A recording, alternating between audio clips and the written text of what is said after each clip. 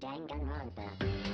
Danganronpa is a Japanese anime game played exclusively by 13-year-olds who think they're quirky because they play really violent and perverted anime games, but can't actually handle a theme deeper than friendship. In these games, you play as some Twinkie boy with a stupid piece of hair sticking out of his head as he no-use his way through murder trials in between bouts of crying over his dead girlfriend. As a person who spent a frankly sad amount of his life playing through these games, I can say that they're actually pretty good. Don't get me wrong, there's some dumbass shit in this series, and most of the fanbase belongs either at the back of a short bus or in a mental institution. It first started out with me making a 12-foot tall cutout of my waifu, Sayaka Mizuno. But honestly, these games are pretty solid. I think the scenario is unique, the gameplay is fun, the writing clever, the characters memorable, the social mechanics naturally push you to understand more about them. I like the games and consider them to be solidly fun. However, like most series, when you start looking into tie-ins and other stuff outside the main series, the quality tends to get a little iffy. And there's one part of the franchise that I think is worse than all the others. You read the title, you know what it is. Danganronpa Gaiden Killer Killer. Killer Killer is probably the worst comic I've ever read, and I said comic because I'm including comics and manga in the same category. I'm including graphic novels, comic books, trade paperbacks, and manga the world over, just to give this manga the best chance at not being the worst thing committed to paper since your doctor got lazy and put your terminal cancer diagnosis and the news of your parents' death on the same sheet of paper. But even with all of those extra qualifiers, all that extra shit to give it a chance at not being the worst, nah, I think it's still the worst. This shit is fucking ass. Before I start complaining, I just kinda wanna get into the positives of this manga. The art is actually really good. I like the character designs, and I think the action sequences look pretty good. That's about it for the unironically good stuff. Oh yeah, and by the way, I got tired of those black bars on the side of the screen when I show images that aren't 16 by 9, so I put in like 10 minutes of effort to make this! Look, a background. Oh, and get this. It spins! I can make it go forward, or backwards. Ooh, look, it's fast now. It goes back and forth and back and forth. Cool, isn't it? The manga starts by introducing our main heroine, Misaki Asano. It's her first day on the job working for SCI, or the Special Crimes Unit. They're a government organization that focuses mainly on solving strange murders done by serial killers, and Asano wants nothing more than to work her way up the ranks of the organization. Hope you like her because she does like fucking nothing throughout the entire manga. She has zero personality or development. She might as well have been replaced with a bomb that has a timer counting down towards when she's relevant to the plot. No, she's shafted for the sake of her partner, Takumi Hijirahara. He initially seems like a weird and useless guy. He's a thing for closed spaces, he's kinda lazy, and overall isn't really much when it comes to investigation. But secretly, he's actually a serial killer who targets other serial killers, and is known by the pseudonym Killer Killer. Ha, you see? He's called Killer Killer because he's a killer who kills other killers. He's basically the main driving force behind this manga. Killer Killer's whole shtick is that, in addition to killing other serial killers, he grades them on their work in order to become a better serial killer himself. Now, I actually like this idea. The idea of a killer who grades other serial killers is an interesting concept. However, in execution, I think it falls flat, mainly because they don't really explore it too much. He just sort of gives out his grades, and that's it. Might have been kind of interesting if the manga maybe had recurring killers, and we got to see how their motivations and methods changed, and maybe them growing as the manga went on. But that sort of thing never happens, because Hijirahara just instantly kills off all these serial killers he faces. I don't know, I'm not a writer, but I feel like there are ways to flesh out this concept and make it more interesting. And I just feel like this manga kind of squanders a really cool and interesting concept.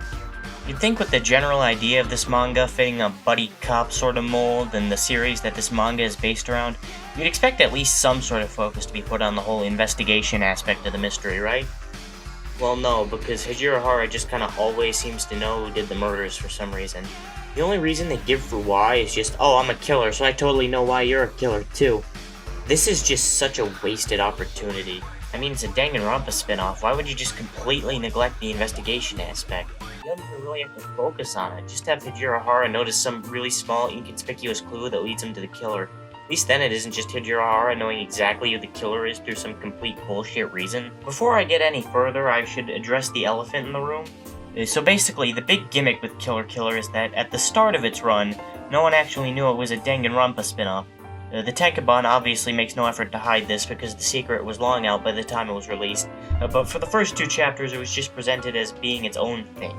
There are actually a few references foreshadowing this in Chapter 1, like them using the word despair and an old man making a reference to an incident that apparently disrupted the world. It sounds kinda cool, but in practice it basically just means that the first 2 chapters of the manga have no bearing on the overall plot. Actually, it takes until Chapter 7 to introduce what I consider to be the main bad guy and main conflict of the manga, so really about half this manga has nothing to do with anything. So I guess that's my cue to get to the story summary. So Chapter 1 has our daring duo investigating the threats against an idol singer with a Buddhist monk theme. There's some schizo threatening to kill him, so the boys investigate, only for Hajirahara to find out that the killer is actually the monk himself, and he's been killing people for the old Bathory skin cleanse. Chapter 2 has our boys investigating an odd killing at a hospital, where Hajirahara falls in love with a nurse, introducing that, apparently, Hajirahara falls in love very quickly and easily. This aspect of his personality is never brought up again. Also, we get introduced to this girl named Mekaru Katsuragi, who has the power to see the future and solve crimes with her dreams. These powers are really only used for a deus ex machina that saves Asano near the end of the manga. Turns out that the nurse Hajirahara was in love with has a parasite fetish. Hajirahara, offended that she let parasites get inside of her before he could, kills her. So Chapter 3 is when the manga reveals that this is actually a Danganronpa spin-off. This one concerns a manga artist who's obsessed with this work. You see, like most men in real life, a girl complimented him once. And he never forgot about it. How relatable. So he spent the next few years of his life slavishly devoted to making the perfect manga so that people will praise him, but realizes the horrible truth that whenever you make something people like, the only response you tend to get is when's the next one coming out.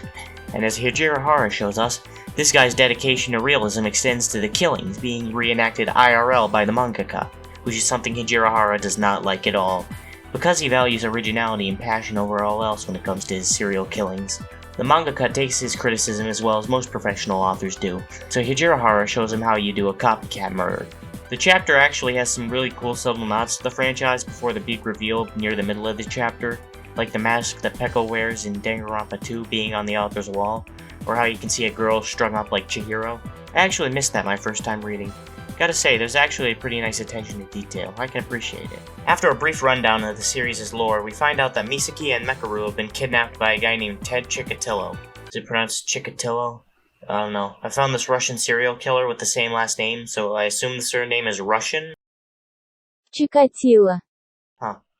Still pronouncing it Chikatilo. Oh yeah, Naegi's there too. Anyways, this Chikatilo guy is the ex-ultimate pyrotechnist. He kidnapped Asano and Mekaru to lure Killer to a serial killer deathmatch gambling arena so he can compete against him. Now for how he knew Killer's identity, I have no clue. Are serial killers' true identities just like open secrets in the serial killer community? Like how everyone in Hollywood secretly knows who's a sexual predator, but they still keep it under wraps? So Ted beats the shit out of Hajirahara, but the show is soon interrupted by Ted Chikatilo. Yeah, so the guy who was beating the shit out of Hajirahara right now wasn't actually the real Ted Chikatilo, but actually Juzo Sakakura from Danganronpa 3. Yeah, I forgot to mention, but this manga actually more or less just exists as a promotion for Danganronpa 3. That explains why it started up around the same time and didn't last for too long after it. This basically just means that the characters from Danganronpa 3 will occasionally show up. They don't really do much for the plot other than occasionally deus ex machinaing our main character's way out of a sticky situation. In fact, their cameos are so unimportant that Kirigiri shows up at one point, but I legitimately forgot that happened and didn't write it into the script. Juzo's appearance actually explains why Naegi was there too. It wasn't actually the real Naegi, just a fake duplicate made to resemble him. Apparently you need a body to enter the competition, and Juzo picked Naegi because of his raging hate boner against him because he got to smash Junko instead of him. The killers try to beat him up, but no one can remotely stop our boy Juzo. Hajirahara takes on the real Chikatilo, but he and Asano get incapacitated by visions of Disneyland. Hajirahara manages to break the spell and hands Chikatilo's ass to him on a silver platter. Now we're at Chapter 7. So Asano gets taken to a hot spring by Hajirahara on a stay for 2, but it soon turns to her getting low-key pissed at how Hajirahara seems to be more interested in getting drunk and hanging out with the famous idol singer than giving her any notice. Things go awry, however, when one of the guys at the bathhouse ends up dead. Turns out one of the girls following the idol is a crazy bitch and Hajirahara disposes of her. You know, the usual. The big revelation comes at the end of the chapter, when we're introduced to who, as far as I'm concerned, is the main bad guy of this manga. So this is Shuji Fujigawa. He was Hajirahara's friend in middle school. Back in the day, Hajirahara was a squeamish coward and Fujigawa wanted to be a cop. But all that changed when one day, fucking Mukuro Ikusaba breaks into their junior high and starts slaughtering everyone in sight. Hey, remember when they tried to make Mukuro a sympathetic character? Like, they gave her a crush on Naegi to make it so that she didn't seem so crazy as to be beyond redemption, and they implied that she wasn't entirely sold in her sister's plan? Danganronpa, if even at her, completely changed sides and go against her sister. I guess at some point they just gave up on that angle, because here she just straight up murders an entire fucking middle school of kids. Not even high school like herself, she's killing fucking 12 to 14-year-olds. Anyways, Fujigawa and Hijirahara hide in a locker and watch as Mukuro slaughters a bunch of their classmates in front of them. Fujigawa becomes sick as he sees the bloodshed, but Hijirahara finds the bloodbath exciting. The end result is that Fujigawa becomes sick and squeamish and detests murder, while Hijirahara loves it and decides to commit some himself. Fujigawa tells Asuno this, and she's in disbelief at the idea that her partner is Killer, but they're interrupted by Hijirahara, who got a call from SCI that there's a problem at a Future Foundation facility. The problem? Fucking Mukuro Ikusaba. So apparently cloning exists in the Danganronpa universe, and you can just clone people back from the dead. Why does this technology exist? How long has this existed for? Why hasn't the Future Foundation just cloned all the students who died in the school life of mutual killings? Will the manga answer any of these questions? No. Imagine your manga being so bad that you have to use fucking Rurika Ando as a selling point. Asuno is still in denial about Hijirahara being Killer, but any doubts she had are promptly squashed when Hijirahara fucking destroys every single Mukuro clone in the room. Unfortunately, he's too slow on the upswing to figure out it's Fujigawa he has to worry about, a fact that stabs through Asuno's mind pretty quickly. So we find out that apparently Fujigawa was the one behind the Mukuro clones. How did he manage to go through such an expensive and time-consuming process such as cloning an entire army of a long-deceased legendary soldier? I don't know. Also, for some reason, Fujigawa refers to the girls that were killed as worshippers of Mukuro. But that's bullshit. They look exactly like her and have damn near the exact same skill level. There's no way they're anything but clones. So Fujigawa's whole thing here is that he wants Hijirahara to quit the whole murder thing because he's Hijirahara's buddy. But between how obsessed he is with Hijirahara and his oddly passionate hatred of Asuno, just between you and me, I'm pretty sure he wants to suck on Hijirahara as a whole.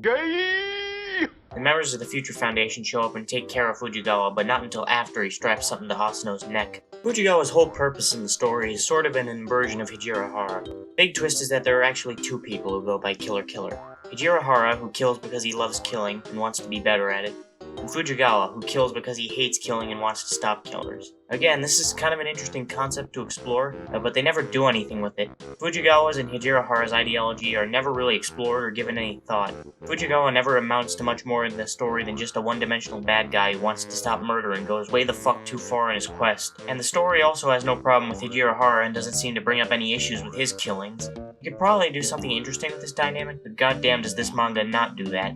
Cut to another Foundation facility, and Hijirahara is being grilled by the lovers Ando and Izuyoi. Yep, Izuyoi is more important to you than the entire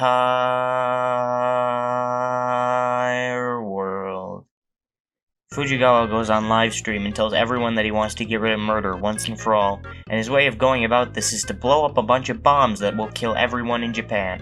Disregarding how stupid it is that one guy rigged up enough explosives to murder everyone throughout an entire country, and the inherent stupidity of solving murder by murdering everyone, why pick Japan, a country with an extremely low rate of murders? Why not do this in, like, America or some other country with an extremely high murder rate? Just because you live in Japan? Lazy ass. The cherry on top of this shit sundae, though, is that the detonator for the bombs is that thing he put around Asuno's neck. Because Fujigawa is a massive simp, he decided to make it so that all you have to do to stop the bombs from detonating is kill Asuno. My mans is literally giving up his entire mission in life and his one chance to potentially make a dent in the murder rate just to kill his crush's girlfriend. He is a simp! Oh my gosh! Asuno decides that she's going to die to save everyone, and she at least wants Hijirahara to do her in. But Hijirahara refuses and kidnaps the bitch because he wants Asuno to be alive to witness when Hijirahara lays the smackdown on Fujigawa. The way time passes in manga is always so weird. Like, all that's happened in the manga thus far is Asuno running to Hijirahara, asking him to kill her, and then them escaping from the building and hiding in a sewer, and them talking in the sewer for a bit. But in the manga, it's already been like 5 hours. Hijirahara promises to kill Asuno if he can't stop Fujigawa in time, because that's his crime of passion. They're almost stopped by the Future Foundation, but the remnants of despair show up, because killing everyone sounds right up their alley. But then Munakata shows up and almost puts a stop to them. But then Tengen shows up and convinces Munakata that it'd be a good idea to just let Hijirahara go and deal with the situation. You know, I just kind of realized that if you don't know anything about Danganronpa 3, this isn't going to make any sense to you. Who these characters are, what I'm saying. Well, shit. Munakata asks why the fuck he has any reason to think Hijirahara is in any way qualified to handle the situation. You know, with him being a serial killer and fleeing from Future Foundation troops. And Tengen pretty much just admits he has no real reason other than just because he feels like it. I'd say this is dumb as fuck, and it is. But after seeing Danganronpa 3, I gotta say, Tengen placing an incredibly massive plan that risks everything on pure dumb luck and massive coincidence is entirely in character. Granted, he puts a detonator in Asuno's pocket and plans to remotely detonate it if Hijirahara can't stop in time, but there's still no promise that she won't find it and chuck it away or that it won't fall out of her pocket. There are 1,000,001 ways this can go wrong. Alright, home stretch. By the way, I don't know why, but for some reason, on just about every manga site I can find, the page order on this chapter is fucked. I just thought I'd tell you so that you don't think you're having a stroke. So Hijirahara and Asuno make their way to the middle school our boys used to go to, and Fujigawa is there. He flies into a violent gay rage against Asuno and proceeds to explode the floor beneath her. But Mekaru got a message from the author that she needed to be there at that moment to save Asuno. So she shows up with the rest of the SEI and they proceed to do nothing of any real importance for the final battle against Fujigawa. Fujigawa makes one last effort to seduce Hijirahara to the dark side, but our boy says miss me with that gay shit and they fight. Hey, so I'm adding this in quickly in post, but there was this little detail I noticed way later where Fujigawa's eyes, while he's going on his rant to Hijirahara, he actually has those weird swirly eyes that Junko and Nagito have in the games. So that's a nice little detail that they added. That's I think that's a pretty interesting detail that shows that they really understand and know the original series. I don't know, just felt like adding that in real quick. It's a close call, but Hijirahara seppukus his way to victory and kills Fujigawa. Fujigawa doesn't take it, however, and proceeds to kill himself by blowing himself up.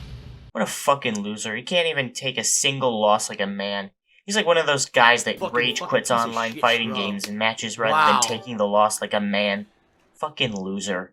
But even though Fujigawa is dead, Asuno's collar is still going to blow the place sky high. So get this. Fucking get this.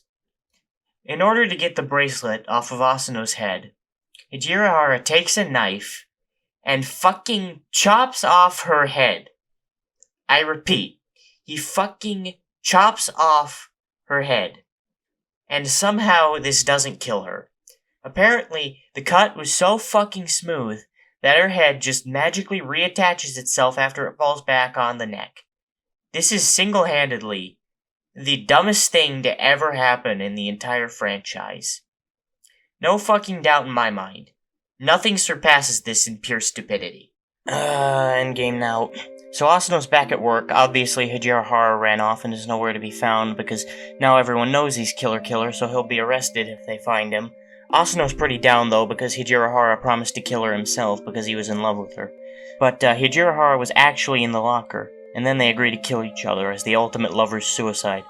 The next day, the boss walks into work, but all she finds is Killer's trademark stationery, saying that he and Asuno aren't coming back.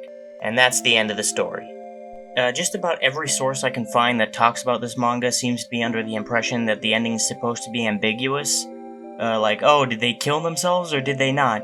And yeah, we don't actually see the bodies, but I literally cannot think of a reason why they wouldn't. Hijirahara takes his killings very seriously, and he's totally intent on this passionate, romantic killing thing. And Asuno seems game. Ironically enough, though, this is like one of the only romantic pairings in the entirety of Danganronpa that doesn't 100% end with either one or both of the parties being brutally fucking murdered. All that's left of the manga is some 4-coma and a drawing of all the characters that didn't appear in the manga. I know this is a side tangent, but I gotta get this off my chest. I swear to fucking Christ, there is a memo from Spike Chunsoft that every appearance Komaru Naegi has in any fucking media she's in has to have some kind of panty shot. You can see them all the fucking time in Danganronpa Ultra Despair Girls. Her first fucking shot in Danganronpa 3 as her show them. She appears for one fucking page in this entire manga, and she still gets a panty shot.